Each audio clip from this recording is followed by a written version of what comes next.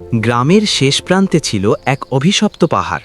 লোকে বলতো সেখানে এক ভয়ঙ্কর দানব ঝর্ণার জল আটকে রেখেছে। তৃষ্ণায় গ্রাম চই করলেও ভয়ে কেউ সেখানে যেত না। কিন্তু দয়ালু নীলা স্থির থাকতে পারল না। কলসি হাতে সে একাই চলল পাহাড়ে। সেখানে গিয়ে সে দেখল কোনো দানব নয়, বরং বিশাল এক পাথর ঝর্ণার মুখ আটকে রেখেছে। পাথরটি সরাতেই সেখান থেকে বেরিয়ে এলো এক বন্দি জলপরী। পরীটি বলল, ধন্যবাদ নীলা, তোমার জন্য আজ আমি মুক্তি পেলাম। বলো, কি বর চাই তোমার? নীলা নিজের জন্য কিছু না চেয়ে বলল, আমার গ্রামের মানুষ যেন আর কখনো জলের অভাবে না ভোগে। খুশি হয়ে পরী তাকে একটি জাদুকরি সোনার কলসি দিল, যার জল কখনো ফুরবে না।